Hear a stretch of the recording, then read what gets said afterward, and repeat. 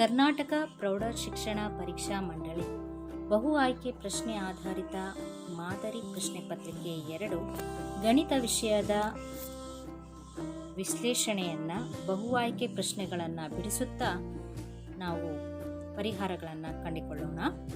ಮೊದಲನೇ ಪ್ರಶ್ನೆ, 2x + 3y = 16 ರೇಖಾತ್ಮಕ ಸಮೀಕರಣಕ್ಕೆ ಸರಿಹೊಂದುವ x ಮತ್ತು y ನ ಬೆಲೆಗಳು. Option A x = 5 y = 2, option B x = 2 y = 5, option C x = -5 y = -2, option D x = -5 y = 2. ಇದಕ್ಕೆ ಪರಿಹಾರ, ಮೇಲೆ ಕೊಟ್ಟಿರ್ತಕ್ಕಂತಹ ಪ್ರಶ್ನೆಗೆ ಯಾವ ಬೆಲೆಯನ್ನು ತುಂಬಿದಾಗ ನಮಗೆ ಬಲಗಡೆಯಲ್ಲಿರ್ತಕ್ಕಂಥ 16 ಸಿಗುತ್ತೆ ಅನ್ನೋದನ್ನು ನಾವು ಪರೀಕ್ಷೆಯನ್ನು ಮಾಡಬೇಕಾಗುತ್ತೆ. ಈಗ ನಾವು ನೋಡಿದಾಗ 2 × 5 + 3 × 2 = 16, 2 × 5 10 + 3 × 2 6 = 16, 16 = 16. ಆದ್ದರಿಂದ ನಮ್ಮ ಉತ್ತರ ಏನು ಬರುತ್ತೆ ಇಲ್ಲಿ? Option A x = 5 y = 2. ಮುಂದಿನ ಪ್ರಶ್ನೆಗೆ ಹೋಗೋಣ. ಎರಡನೇ ಪ್ರಶ್ನೆ, x + y = 8 ಮತ್ತು 2y - x = 1 ರೇಖಾತ್ಮಕ ಸಮೀಕರಣಗಳನ್ನು ಬಿಡಿಸಿದಾಗ x ಮತ್ತು y ನ ಬೆಲೆಗಳು. Option A x = 3 y = 5, option B x = 4 y = 4, option C x = 5 y = 3, option D x = -5 y = -3. ಇದಕ್ಕೆ ಪರಿಹಾರ ನೋಡೋಣ. ಸಮೀಕರಣಗಳನ್ನು ಒಂದರ ಕೆಳಗೆ ಒಂದನ್ನು ಬರ್ಕೊಳ್ಳೋಣ. x + y = 8 ಇದನ್ನು ಸಮೀಕರಣ 1 ಬರ್ಕೊಂಡು 2y - x = 1 ನಾವು x ಮೊದಲನೇದಾಗಿ y ಅನ್ನು ಎರಡನೇದಾಗಿ ಬರ್ಕೊಂಡಾಗ ನಮ್ಮ ಸಮೀಕರಣ ಏನಾಗುತ್ತೆ? -x + 2y = 1 ಇದನ್ನು ಸಮೀಕರಣ 2 ಅಂತ ನಾವು ಬರ್ಕೊಳ್ಳೋಣ. ಸೊ ಸಮೀಕರಣ 1 ಮತ್ತು 2 ನೋಡಿದಾಗ ವರ್ಜಿಸುವ ವಿಧಾನದಿಂದ ನಾವು ಈ x ಮತ್ತು y ಬೆಲೆಗಳನ್ನು ಕಂಡುಹಿಡಿಬೋದು. ಏನು ವರ್ಜಿಸ್ತೇವೆ ಇದರೊಳಗೆ? x ಪ್ಲಸ್ಸಲ್ಲಿದ್ದು -x ಮೈನಸಲ್ಲಿದೆ. ವಿಭಿನ್ನ ಚಿಹ್ನೆ ಇದ್ದಾಗ ನಾವೇನು ಮಾಡ್ತೀವಿ? ಅವೆರಡನ್ನು ವರ್ಜಿಸ್ತೇವೆ. ಸೊ y + 2y ಉಳಿದಿರೋದು. ಸೊ ಅದನ್ನು ಕೂಡಿಸಿದಾಗ ನಮಗೇನು ಸಿಗುತ್ತೆ? 3y = 8 + 1 9 ಆಗುತ್ತೆ. ಈಗ y ಏನಾಗುತ್ತೆ? 9/3 ಆಗುತ್ತೆ. 3ರಿಂದ ಅದನ್ನು ಕಡ್ತಾ ಹೊಡೆದಾಗ ನಮಗೇನು ಸಿಗುತ್ತೆ? y = 3 ಸಿಗುತ್ತೆ. ಈ y ಬೆಲೆಯನ್ನು ನಾವು ಸಮೀಕರಣ 1ರಲ್ಲಿ ಆದೇಶಿಸಿದಾಗ ಸಮೀಕರಣ 1 ಏನು ಹೇಳುತ್ತೆ? x + y = 8. ಸೊ y ಇದ್ದಲ್ಲಿ ನಾವು 3ಅನ್ನು ತುಂಬ್ತೇವೆ. So x + 3 = 8. ಆಗ ನಮಗೇನು ಸಿಗುತ್ತೆ? x = 8 - 3. ಸೊ 8ರಲ್ಲಿ 3ಅನ್ನು ಕಳೆದ್ರೆ ನಮಗೆ 5 ಸಿಗುತ್ತೆ. ಹಾಗಾಗಿ ನಮ್ಮ ಉತ್ತರ ಆಪ್ಷನ್ ಸಿ x = 5 y = 3. ಮುಂದಿನ ಪ್ರಶ್ನೆ, 3x² = 4 × 5x - 3 ವರ್ಗ ಸಮೀಕರಣದ ಆದರ್ಶ ರೂಪವು. Option A 3x² - 5x + 3 = 0, 3x² - 20x + 3 = 0, option B 3x² + 20x - 12 = 0, option D 3x² - 20x + 12 = 0. ಇದರ ಪರಿಹಾರ ಏನಾಗುತ್ತೆ ಅಂದರೆ ಸಮೀಕರಣವನ್ನು ನಾವು ಯಥಾ ರೀತಿ ಬರ್ಕೊಳ್ಳೋಣ. 3x² = 4 × 5x - 3. ಈಗ ನಾವು ಬಲಗಡೆಯಲ್ಲಿ ನೋಡಿದಾಗ 4ಅನ್ನು ಈ 5x - 3 ಎರಡರ ಜೊತೆಗೂ ನಾವು ಗುಣಿಸ್ಬೇಕಾಗುತ್ತೆ. So 4 × 5x 20x -4 3 12. ಈಗ ನಾವೇನು ಮಾಡೋದು? ಬಲಗಡೆಯಲ್ಲಿರ್ತಕ್ಕಂತಹ ಎಲ್ಲ ಸಂಖ್ಯೆಗಳನ್ನು ನಾವು ಎಡಗಡೆಗೆ ಬರ್ಕೊಂಡಾಗ ಚಿಹ್ನೆಗಳ ಬದಲಾವಣೆ ಆಗುತ್ತೆ. ಪ್ಲಸ್ ಇರೋದು ಮೈನಸ್ ಆಗುತ್ತೆ, ಮೈನಸ್ ಇರೋದು ಪ್ಲಸ್ ಆಗುತ್ತೆ. ಹಾಗಾಗಿ ಈಗ ಸಮೀಕರಣ ಏನಾಗುತ್ತೆ? 3x² - 20x + 12 = 0. ಹೀಗಾಗಿ ನಮ್ಮ ಉತ್ತರ ಏನು ಬಂತು? ಈಗ ಆಪ್ಷನ್ ಡಿ 3x² - 20x + 12 = 0. ಮುಂದಿನ ಪ್ರಶ್ನೆ, ಈ ಕೆಳಗಿನ ಯಾವ ರೇಖಾತ್ಮಕ ಸಮೀಕರಣಗಳ ಜೋಡಿಗಳು ಐಕ್ಯಗೊಳ್ಳುವ ರೇಖೆಗಳಾಗಿವೆ? Option A x minus 2y = 0, 3x + 4y = 20. Option B 2x + 3y = 9, 4x + 6y = 18. Option C x + 2y = 4, 2x + 4y = 12. Option D x + y = 8, x - y = 4. So ಪರಿಹಾರ ನೋಡಿದಾಗ ಐಕ್ಯಗೊಳ್ಳುವ ರೇಖೆಗಳು ಅಂತಂದರೆ ನಮಗೆ ಯಾವ ರೀತಿ ಬರಬೇಕು ಸಮೀಕರಣಗಳು? ಐಕ್ಯಗೊಂಡುವ ರೇಖೆಗಳು ಅಂತಂದರೆ a1/a2 = b1/b2 = c1/c2 ಈ ಒಂದು ಸಮೀಕರಣಕ್ಕೆ ಬಂತು ಅಂದಾಗ ಮಾತ್ರ ನಮಗೆ ರೇಖೆಗಳ ಜೋಡಿಗಳು ಏನಾಗ್ತವೆ? ಆಯ್ಕೆಗೊಳ್ತವೆ. ಸೊ ಇಲ್ಲಿ 2x + 3y = 9 ಇದರೊಳಗೆ a b c ಬೆಲೆಗಳನ್ನು a1 b1 c1 ಅಂತ ಹಾಕ್ಕೊಂಡು 4x + 6y - 18 ಅದನ್ನು ನಾವು a2 b2 c2 ಅಂತ ಹಾಕ್ಕೊಂಡಾಗ ಈಗ ನಾವು ಆ ಬೆಲೆಗಳನ್ನು ಇದರೊಳಗೆ ತುಂಬುತ್ತಾ ಹೋದಾಗ ನಮಗೇನು ಸಿಗುತ್ತೆ? 2/4 = 3/6 = -9/- -18. ಸೊ ಹಾಗಾಗಿ 1/2 = 1/2 = 1/2.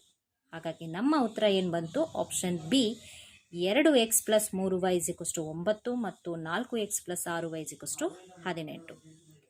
ಇನ್ನು 5ನೇ ಪ್ರಶ್ನೆ ನಾವು ನೋಡಿದಾಗ ಒಂದು ಸಮಾಂತರ ಶ್ರೇಣಿಯ ಮೊದಲ 15 ಪದಗಳ ಮೊತ್ತ ಹಾಗೂ ಮೊದಲ 14 ಪದಗಳ ಮೊತ್ತವು ಕ್ರಮವಾಗಿ 465 ಮತ್ತು 406 ಆದರೆ ಶ್ರೇಣಿಯ 15ನೇ ಪದವು option A 95, option B 59, option C 69, option D 58. So ಪರಿಹಾರ ಏನಿದಕ್ಕೆ? ಶ್ರೇಣಿಯ ಮೊದಲ 15 ಪದಗಳ ಮೊತ್ತ ಅಂದರೆ ಎಸ್ 15 ಎಷ್ಟಿದೆ? 465 ಮತ್ತು ಎಸ್ 14 ಎಷ್ಟಿದೆ? 406. ಈಗ ನಾವು ಸೂತ್ರವನ್ನು ಹಾಕ್ಕೊಂಡಾಗ SN - SN - 1 = AN. n ಇದ್ದಲ್ಲಿ ನಾವೇನು ಹಾಕ್ಕೊಳ್ತೇವೆ? 15. SN - 1 ಇದ್ದಲ್ಲಿ ಏನು ಹಾಕ್ಕೊಳ್ತೇವೆ? 14. ಸೊ ಹಾಗಾಗಿ S15 - S14 = A15 ಆಗುತ್ತೆ. 465 - 406 = A15. ಸೊ A15ರ ಉತ್ತರ ಎಷ್ಟು ಬಂತು ನಮಗೆ? 59. ಹಾಗಾಗಿ ನಮ್ಮ ಉತ್ತರ ಏನೀಗ? Option B 59. ಮುಂದಿನ ಪ್ರಶ್ನೆ 1, 5, 9, 13 ಈ ಸಮಾಂತರ ಶ್ರೇಣಿಯ 20ನೇ ಪದ ಎಷ್ಟಾಗಿರುತ್ತೆ? ಸೊ ನಾವು ಆಪ್ಷನ್ ನೋಡ್ಕೊಳ್ತಾ ಬಂದಾಗ option A 77, option B 75, option C 76, option D 74. ಪರಿಹಾರವನ್ನು ನೋಡ್ಕೊಳ್ತಾ ಹೋದರೆ 1, 5, 9, 13 ಈ ಒಂದು ಸಮಾಂತರ ಶ್ರೇಣಿಯಲ್ಲಿ ಮೊದಲನೇ ಪದ ಎ = 1 ಆಗಿರುತ್ತೆ. ಸಾಮಾನ್ಯ ವ್ಯತ್ಯಾಸ ನಾವೇನು ಮಾಡ್ತೀವಿ? ಎರಡನೇ ಪದಕ್ಕೆ ಮೊದಲನೇ ಪದಕ್ಕೆ ವ್ಯತ್ಯಾಸ ನೋಡಿದಾಗ ನಮಗೆ ಸಾಮಾನ್ಯ ವ್ಯತ್ಯಾಸ ಸಿಗುತ್ತೆ. ಹಾಗಾಗಿ 5 - 1 ಎಷ್ಟು ಬಂತು? ಸಾಮಾನ್ಯ ವ್ಯತ್ಯಾಸ 4. ಸಮಾಂತರ ಶ್ರೇಣಿಯ 20ನೇ ಪದ ಅಂದಿರೋದ್ರಿಂದ n = 20. ಹಾಗಾಗಿ 20ನೇ ಪದವನ್ನು ಕಂಡುಹಿಡಿಬೇಕಾಗಿರೋದ್ರಿಂದ a 20 = (?). ಸೊ ಸೂತ್ರ ಏನು ಹಾಕ್ಕೊಳ್ತೇವೆ ನಾವು? an = a + n - 1 × d. So a20 = 1 + 20 - 1 × 4. So a20 ಏನು ಬಂತು ಈಗ? 1 ಪ್ಲಸ್ 20ರಲ್ಲಿ 1 ಕಳೆದ್ರೆ ನಮಗೆ 19 ಸಿಗುತ್ತೆ. ಇಂಟು 4 ನಂತರ 1 ಪ್ಲಸ್ 19 4 76. ಸೊ ಹಾಗಾಗಿ 76 + 1 ಎಷ್ಟು ಬಂತು ನಮ್ಮದು? 77. ಸೊ ಹಾಗಾಗಿ ನಮ್ಮ ಉತ್ತರ ಏನು ಬಂತೀಗ? Option A 77. ಸೊ 7ನೇ ಪ್ರಶ್ನೆ x 8 11 y ಗಳು ಒಂದು ಸಮಾಂತರ ಶ್ರೇಣಿಯ ಅನುಕ್ರಮ ಪದಗಳಾದರೆ x ಮತ್ತು yಗಳ ಬೆಲೆಗಳು ಕ್ರಮವಾಗಿ ಆಪ್ಷನ್ ಎ 6 ಮತ್ತು 13, ಆಪ್ಷನ್ ಬಿ 4 ಮತ್ತು 15, ಆಪ್ಷನ್ ಸಿ 3 ಮತ್ತು 16, ಆಪ್ಷನ್ ಡಿ 5 ಮತ್ತು 14. ಪರಿಹಾರ ಏನಿದಕ್ಕೆ ಅಂದರೆ ಸಾಮಾನ್ಯ ವ್ಯತ್ಯಾಸವನ್ನು ನಾವು ಎರಡನೇ ಪದವನ್ನು ಮೊದಲನೇ ಪದದೊಂದಿಗೆ 4ನೇ ಪದವನ್ನು 3ನೇ ಪದದೊಂದಿಗೆ ಅಥವಾ 3ನೇ ಪದವನ್ನು 2ನೇ ಪದದೊಂದಿಗೆ ಈ ರೀತಿ ನಾವು ಮುಂದಿನ ಪದವನ್ನು ಹಿಂದಿನ ಪದ ಜೊತೆಗೆ ಕಳ್ಕೊಂಡ್ರೆ ನಮಗೆ ಸಾಮಾನ್ಯ ವ್ಯತ್ಯಾಸ ಸಿಗ್ತದೆ. ಅದನ್ನೇ ಆಧಾರವಾಗಿಟ್ಕೊಂಡು ನಾವೇನು ಮಾಡ್ತೀವಿ ಇಲ್ಲಿ D is equals to A2 minus A1 ಆಗುತ್ತೆ. ಅದೇ ರೀತಿ A4 ಮೈನಸ್ A3 ಕೂಡ ಆಗುತ್ತೆ. ಇವೆರಡನ್ನ ನೋಡಿದಾಗ 8 minus x is equals to 11 minus 8. So ಇಲ್ಲಿ ಎಕ್ಸ್ ಇಸ್ ಈಕ್ವಲ್ಸ್ ಟು ಏನು ಬರುತ್ತೆ 8 ಮೈನಸ್ 3. ಅಂದರೆ ಈಗ A3 ಮೈನಸ್ A2 ಮಾಡಿರ್ತೀವಲ್ಲ ನಾವು A3 ಮೈನಸ್ A2 ಅಂದರೆ 11ರಲ್ಲಿ ಈ 8ಅನ್ನು ಕಳೆದಿರ್ತೀವಿ. ಸೊ ಹಾಗಾಗಿ ನಮಗೇನು ಸಿಗುತ್ತೆ 3 ಸಿಗುತ್ತೆ. ಸೊ ಹಾಗಾಗಿ ಎಕ್ಸ್ ಇಸ್ ಈಕ್ವಲ್ಸ್ ಟು ಏನಾಯ್ತು ಇವಾಗ 8ರಲ್ಲಿ 3 ಕಳೆದ್ರೆ 5 ಸಿಕ್ತು.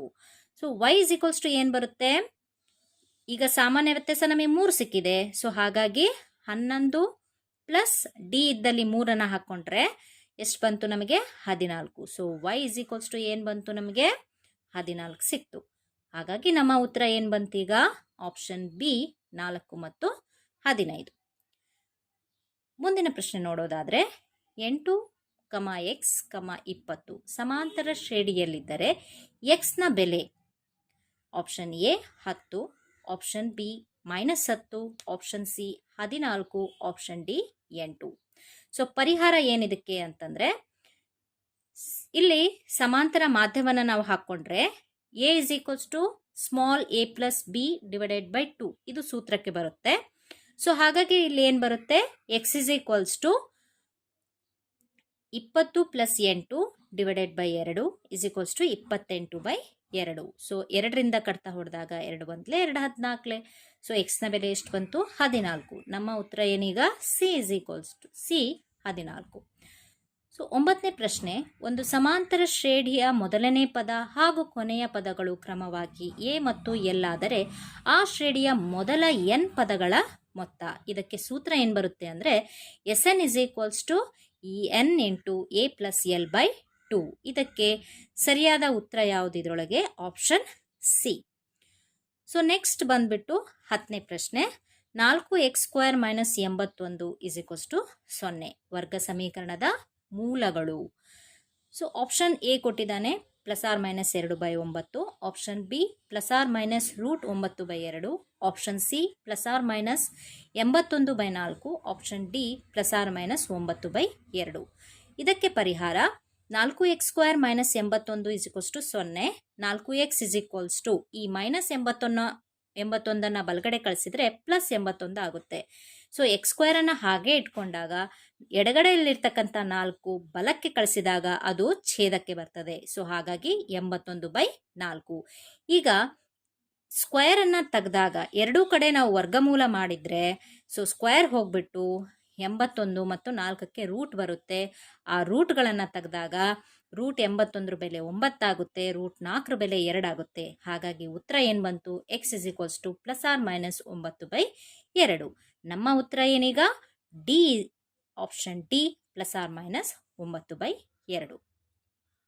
ಈಗ ಮುಂದಿನ ಪ್ರಶ್ನೆ 11 ax² plus bx plus c is equals to 0 ವರ್ಗ ಸಮೀಕರಣದ ಮೂಲಗಳು ಅಂತ ಕೇಳಿದಾನೆ. ಅಂದರೆ ಇದನ್ನು ನಾವು ಸೂತ್ರ ಆಧಾರಿತ ವರ್ಗ ಸಮೀಕರಣದಲ್ಲಿ ನೋಡಿದಾಗ x is equals to -b +/-√b² - 4ac/2a. So ಇದಕ್ಕೆ ಉತ್ತರ ಆಪ್ಷನ್ ಬಿ ಆಗಿರುತ್ತೆ. ಸೊ ಇನ್ನು 12ನೇ ಪ್ರಶ್ನೆ ನೋಡೋದಾದರೆ 6x² - x - 2 is equals to 0 ವರ್ಗ ಸಮೀಕರಣವನ್ನು ಅಪವರ್ತನ ವಿಧಾನದಿಂದ ಬಿಡಿಸಿದಾಗ ಸಮೀಕರಣದ ಮಧ್ಯದ ಪದ -x ಅನ್ನು ಈ ಕೆಳಗಿನ ಯಾವ ರೀತಿಯಲ್ಲಿ ವಿಭಜಿಸಬಹುದು ಅಂತ ಕೇಳಿದ್ದಾನೆ. ಆಪ್ಷನ್ 3x ಪ್ಲಸ್ ಮತ್ತು -4x, ಆಪ್ಷನ್ ಬಿ 3x ಮತ್ತು +4x, ಆಪ್ಷನ್ ಸಿ -3x ಮತ್ತು -4x, ಆಪ್ಷನ್ ಡಿ -5x ಮತ್ತು 4x. ಇದಕ್ಕೆ ಪರಿಹಾರ ಏನು ಅಂದರೆ 6x² - x - 2 is equals to 0. ಇದರ ಒಂದು ನಾವು ಅಪವರ್ತನ ವಿಧಾನದ ರೀತಿಯಲ್ಲಿ ನೋಡಿದಾಗ ಮೊದಲನೇ ಮತ್ತು ಕೊನೆಯ ಸಂಖ್ಯೆಗಳನ್ನು ಗುಣಿಸಿದರೆ -12x² ಬರುತ್ತೆ.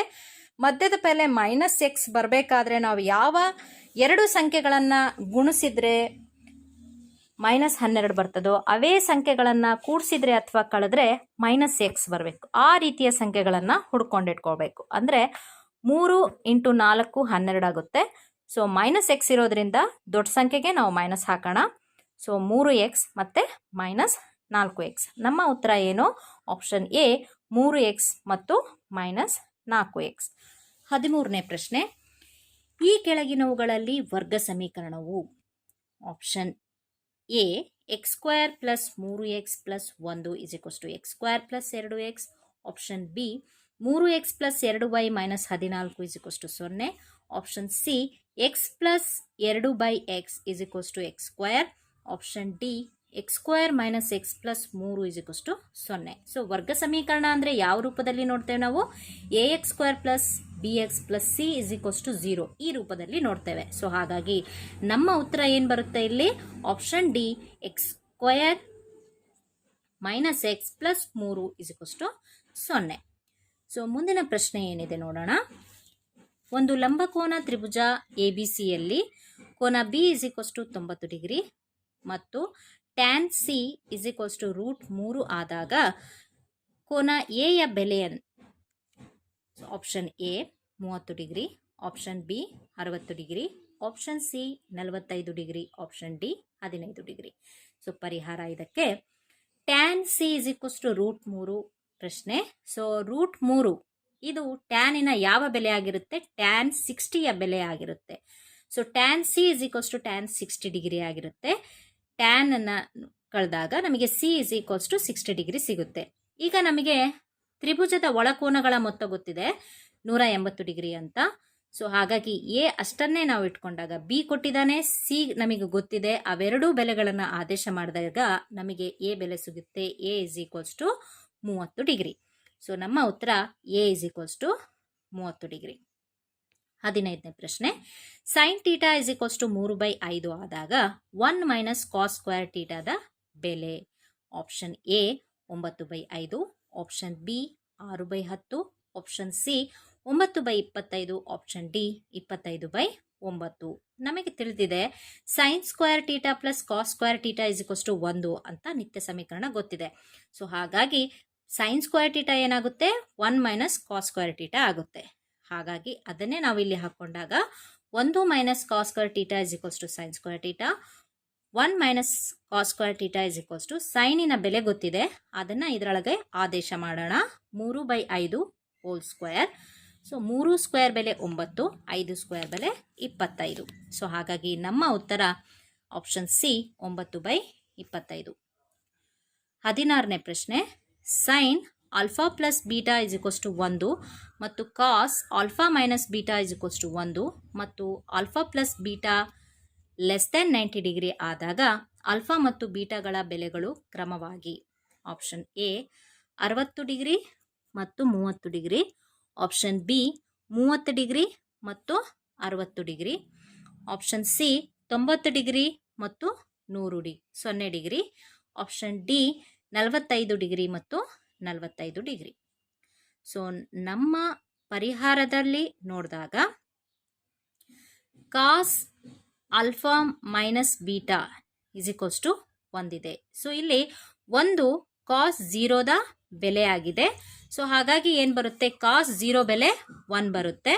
ಸೊ ಕಾಸ್ ಅನ್ನು ತೆಗೆದಾಗ ನಮಗೇನು ಸಿಗುತ್ತೆ? Alpha minus beta = 1. So minus ಬೀಟಾವನ್ನು = 0, alpha beta. So sine alpha plus beta = 1. ಇಲ್ಲಿ ಆಲ್ಫಾ ಮೈನಸ್ ಬೀಟಾ = 0 ಬರುತ್ತೆ.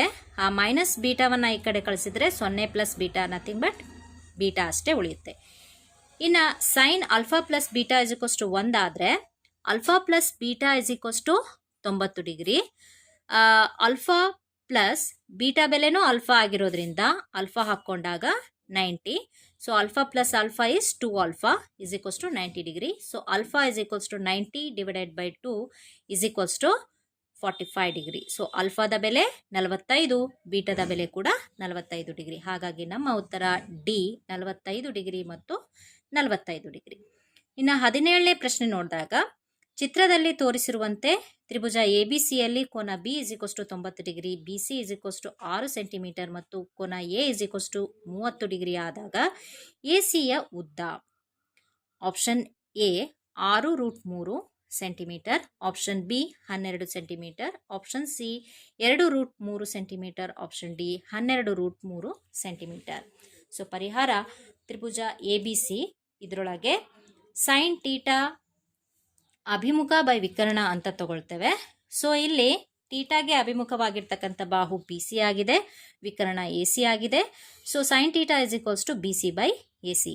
ಬಿ ಸಿಯ ಬೆಲೆ 6 ಸೆಂಟಿಮೀಟರ್ ಆಗಿರೋದ್ರಿಂದ 6 divided by A C, sine 30 ಡಿಗ್ರಿಯ ಬೆಲೆ 1/2 ಆಗಿರೋದ್ರಿಂದ A C is equals to ಏನಾಗುತ್ತೆ, 6 into 2 is equals to 12 centimetre. So ನಮ್ಮ ಉತ್ತರ option B 12 centimetre.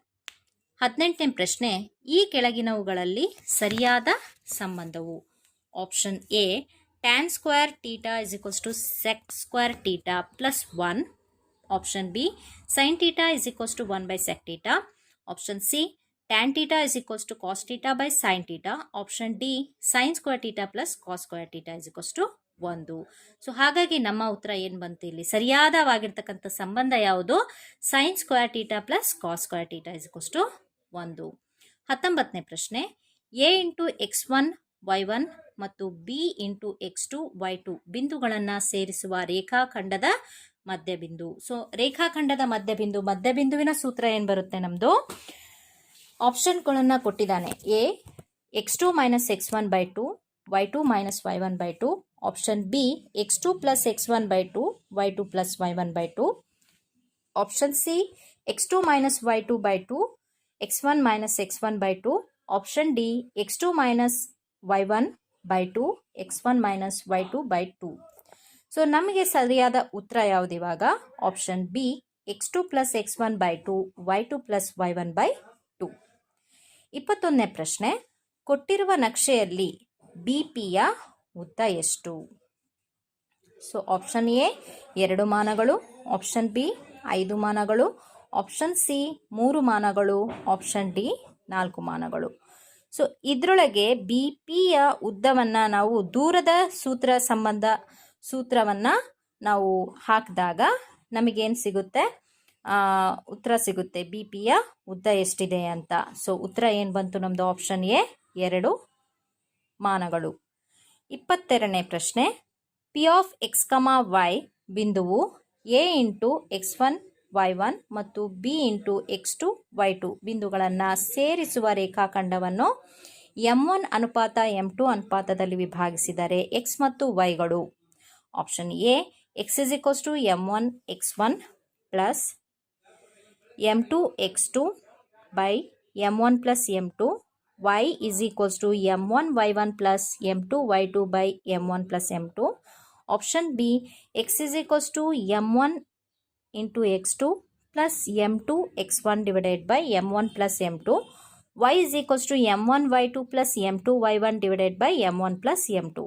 Option C x is equals to m1 x2 minus m2 x1 by m1 plus m2, y is equals to m1 y2 minus m2 y1 by m1 plus m2. Option D x is equals to m1 x2 plus m2 x1 by m1 minus m2, y is equals to m1 y2 plus m2 y1 by m1 minus m2.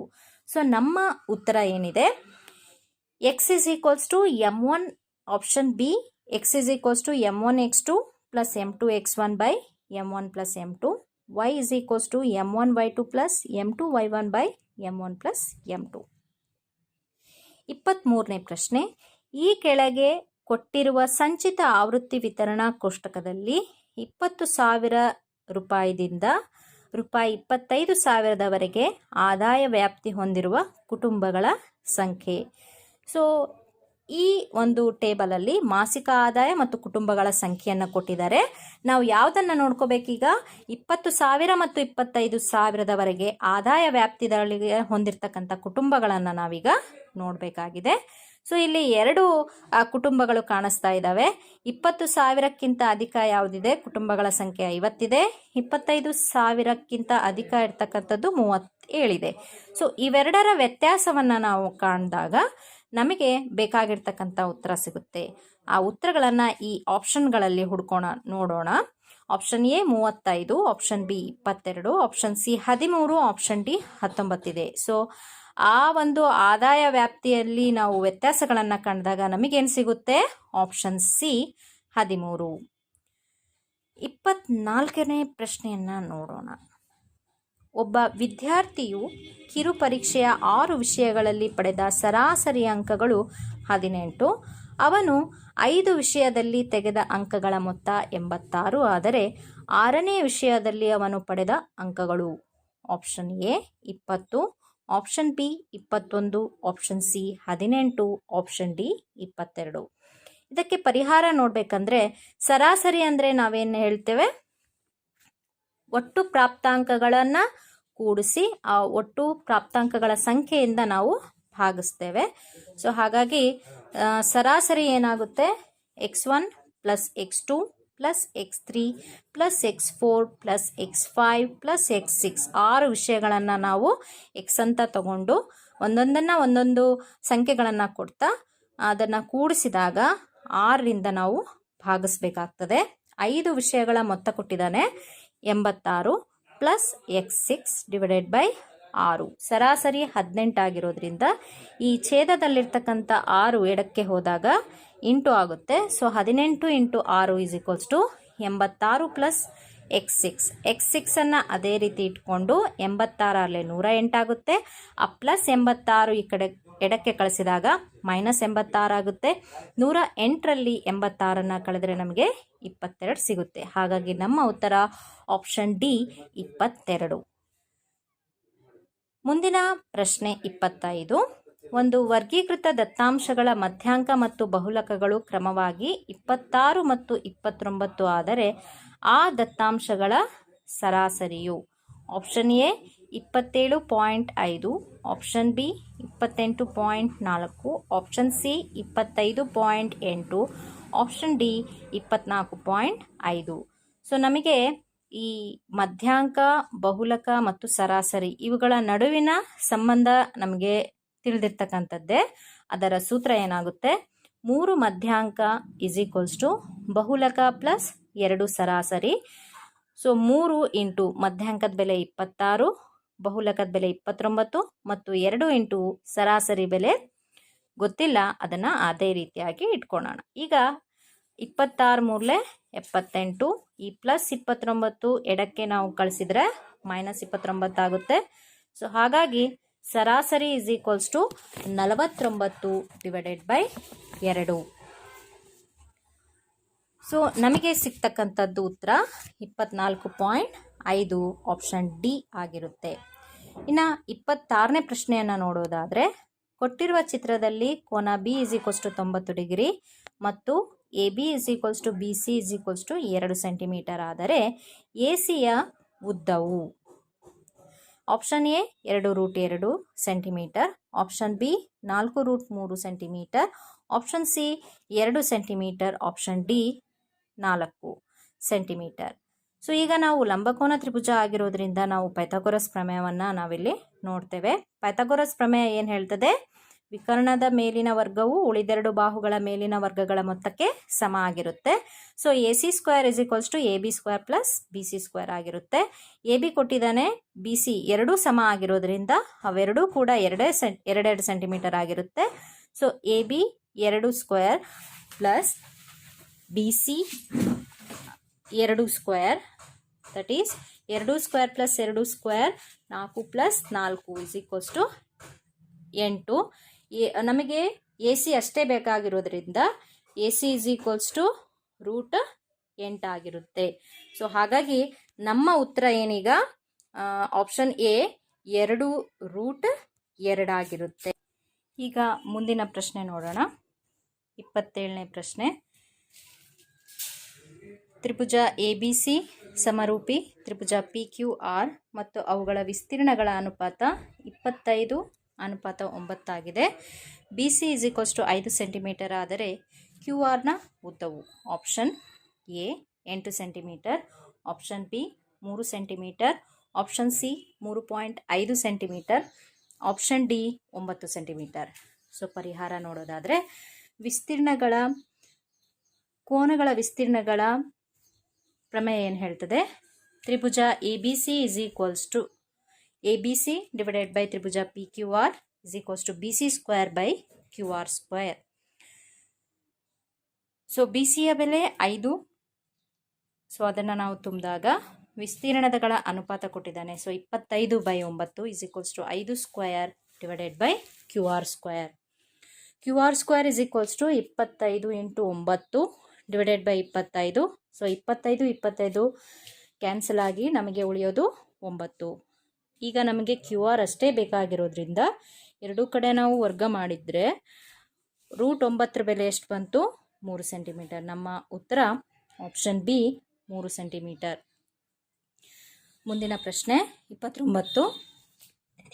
ಒಂದು ತ್ರಿಭುಜದ 3 ಕೋನಗಳ ಅನುಪಾತ 1:2:3 ಆದರೆ ಆ ತ್ರಿಭುಜವು option A ಸಮಬಾಹು ತ್ರಿಭುಜವಾಗಿರುತ್ತೆ, option B ಲಂಬಕೋನ ತ್ರಿಭುಜವಾಗಿರುತ್ತೆ, ಆಪ್ಷನ್ ಸಿ ಸಮದ್ವಿಬಾಹು ತ್ರಿಭುಜವಾಗಿರುತ್ತೆ, ಆಪ್ಷನ್ ಡಿ ವಿಶಾಲಕೋನ ತ್ರಿಭುಜವಾಗಿರುತ್ತೆ. ಸೊ ಪರಿಹಾರ, ನಾವು ಅನುಪಾತಗಳನ್ನು ಕೋನಗಳಲ್ಲಿ ನಾವು ಬರ್ಕೊಂಡಾಗ ಕೋನ ಎ ಎಕ್ಸ್ ಅಂತ ಬರ್ಕೊಂಡು, ಕೋನ ಬಿ 2x, ಕೋನ ಸಿ 3x. ಈಗ ತ್ರಿಭುಜದ 3 ಒಳಕೋನಗಳ ಮೊತ್ತ ಏನಾಗಿರುತ್ತೆ? 180 ಡಿಗ್ರಿ ಆಗಿರುತ್ತೆ. So x plus 2x plus 3x is equals to 180 degree. 6x is equals to 180 degree. So x is equals to 180/6 ಮಾಡಿದಾಗ x is equals to 30 degree. ಹಾಗಾಗಿ ಎಲ್ಲ ಎಕ್ಸ್ನ ಬೆಲೆಗಳನ್ನು ನಾವು ತುಂಬಿದಾಗ ಕೋನ A 30 degree, B 60 degree, C 90 degree. ಹಾಗಾಗಿ option B ಲಂಬಕೋನ ತ್ರಿಭುಜವಾಗಿರುತ್ತದೆ. ಏಕೆಂದರೆ ಯಾವುದೇ ತ್ರಿಭುಜದಲ್ಲಿ ಒಂದು ಕೋನ 90 ಡಿಗ್ರಿ ಇದೆ ಅಂದರೆ ಅದು ಒಂದು ಲಂಬಕೋನವಾಗಿರುತ್ತೆ. ಮುಂದಿನ ಪ್ರಶ್ನೆ, ಈ ಕೆಳಗಿನ ಹೇಳಿಕೆಗಳಲ್ಲಿ ಸರಿಯಾದ ಹೇಳಿಕೆ. ಆಪ್ಷನ್ ಎ 2 ಸಮರೂಪಿಯ ತ್ರಿಭುಜಗಳು ಯಾವಾಗಲೂ ಸರ್ವಸಮವಾಗಿರುತ್ತದೆ, ಆಪ್ಷನ್ ಬಿ ಒಂದು ವರ್ಗವು ಮತ್ತು ಒಂದು ಆಯತವು ಯಾವಾಗಲೂ ಸಮರೂಪಿಯಾಗಿರುತ್ತದೆ, ಆಪ್ಷನ್ ಸಿ 2 ಸಮಕೋನೀಯ ತ್ರಿಭುಜಗಳು ಯಾವಾಗಲೂ ಸಮರೂಪಿಯಾಗಿರುತ್ತದೆ, ಆಪ್ಷನ್ ಡಿ ಒಂದು ವಜ್ರಾಕೃತಿ ಮತ್ತು ಒಂದು ವರ್ಗವು ಯಾವಾಗಲೂ ಸಮರೂಪಿಯಾಗಿರುತ್ತದೆ. ಇದಕ್ಕೆ ಉತ್ತರ ಆಪ್ಷನ್ ಸಿ 2 ಸಮಕೋನೀಯ ತ್ರಿಭುಜಗಳು ಯಾವಾಗಲೂ ಸಮರೂಪಿಯಾಗಿರುತ್ತದೆ.